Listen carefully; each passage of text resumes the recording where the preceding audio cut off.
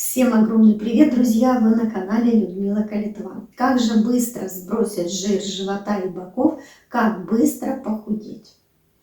И я уже неоднократно вам говорила, я уже просто кричу, что для этого нужен обязательно дефицит калорий и интенсивные тренировки. Одно без другого не работает. Чтобы убрать наши залежки жира, которые организм наш постоянно накапливает, нам нужен дефицит калорий и упражнения. Конечно же, я прекрасно понимаю, что многим не нравится взвешивать постоянно еду, но это какой-то небольшой промежуток времени, да? Вы повзвешиваете ее, ну пусть даже месяц, вы к этому привыкнете, и вы уже будете видеть на глазок, сколько и чего потом вам нужно будет без весов. Вы будете уже есть без них. Наш желудок очень маленький, и туда нужно положить именно то, что нужно для нашего организма, а не ложить туда все, что попало, все, что нам в руки попадется. Поэтому прислушивайтесь к своему организму, если хотите оздоровиться, если вы хотите быть здоровыми до глубокой старости и хотите сохранить свое здоровье, то, конечно же, обязательно нужно снизить вес, если он у вас большой, чтобы не было у вас заболевания суставов, чтобы не было давления, чтобы все было нормально с сердцем и сосудами. Девушка мне написала, что у нее низкий уровень белка, она купила себе протеин и хочет пить протеин.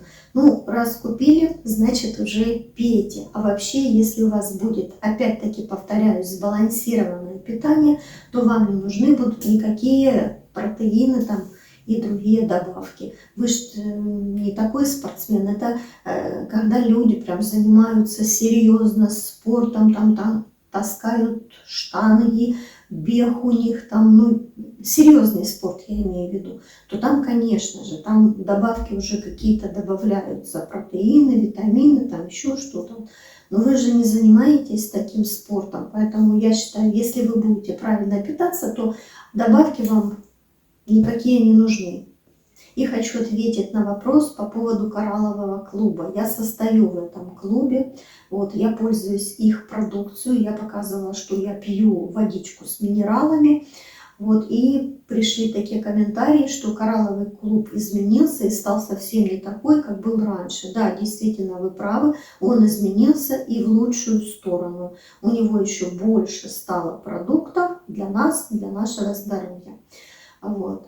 И еще кто-то написал комментарий, что тот, кто принимал воду из кораллового клуба, вот у них ухудшилось здоровье. Друзья, я очень вас прошу, если вы владеете какой-то точной информацией, да, вот, то тогда пишите об этом. А если же это как испорченный телефон, кто-то один придумал и оно начало разноситься, да, то это совсем другое. Поэтому если вы выдаете информацию, то, пожалуйста, точную информацию выдавайте из проверенных источников. Я, например, никогда не читала об этом.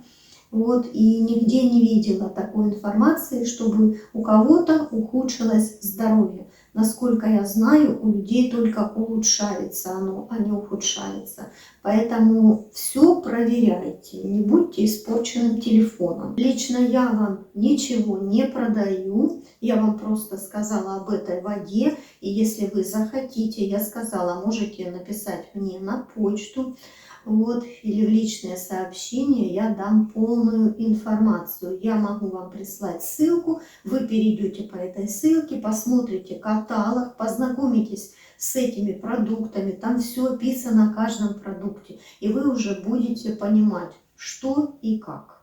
Но воду пить нужно, не обязательно с кораллового клуба. Да, это вода полезная, с минералами, но вы пейте любую воду. Главное, пейте, чтобы не старел ваш организм. Мы состоим из белка и воды, поэтому нам это нужно обязательно. Я уже говорила, что я пью воду на 1 килограмм веса 30-40 миллилитров. Вот так я выпиваю воды. Поэтому и вы пейте. Женщина написала по поводу картошки, что она не ест картошку уже давно, что ей так хочется картошки, что уже нет сил терпеть. Да вы что себя мучаете? Ешьте вы ради бога эту картошку, но не надо ее есть 3-5 раз в день. Но 1 раз в день съедите картошку, ничего страшного. Ну и естественно не в большом количестве, не ведро и не пол-ведра картошки. В ней мало калорий, это низкоуглеводный продукт, поэтому ничего страшного, если вы съедите 1 раз картошку. Не знаю, люди вообще уже с ума сходят, я считаю. Про суставы. БАДы, хондропротекторы, но они не помогают, да, это облегчение лишь временное. Но еще не было такого случая, чтобы произошло восстановление суставного хряща. Обязательно нужно заниматься. Убирайте лишний вес, потому что это большая нагрузка на суставы. Укрепляйте мышцы, которые поддерживают сустав. Также работайте над своей осанкой. Друзья, знаете, хочу вам что предложить? Давайте сделаем марафон похудения. Вот. Давайте измеряем свои параметры, станем на весы, взвесимся. Все это запишем, и в течение месяца, например, с сегодняшнего или завтрашнего дня, мы садимся на дефицит калорий и делаем интенсивные нагрузки каждый день, не менее часа. И когда пройдет месяц, мы опять измеряем все параметры, становимся на весы и смотрим, кто сколько сбросил. Как попробуем? Напишите в комментариях. Хотите так попробовать или нет. Для вас это ничего не значит, это все только для вашего здоровья и все.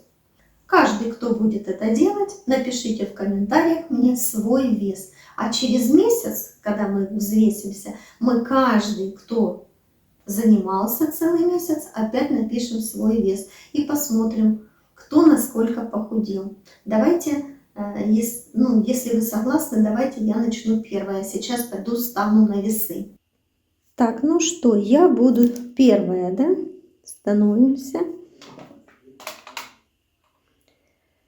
61 700 у меня. Не зря говорил Сергей, что я поправилась. Было 60. Ну, вот эти вот праздники, Новый год, Рождество дали о себе знать. Я давно уже не становилась на весы. Смотрите, я взвесилась вот в этом костюмчике, видите, в легеньких носочках. Вот так вот босиком. Вот. И через месяц я также буду взвешиваться в этом костюме и в этой же футболке. Все будет так же. Вот не зря мне Сергей написал, что я поправилась немножко. Да, действительно, на кило 700 я набрала. У меня было 60, сейчас 61 700. Записать надо этот вес, и я его напишу в комментариях. И вот кто согласен, давайте вместе со мной целый месяц посидим на дефиците калорий и будем интенсивно с вами заниматься целый час.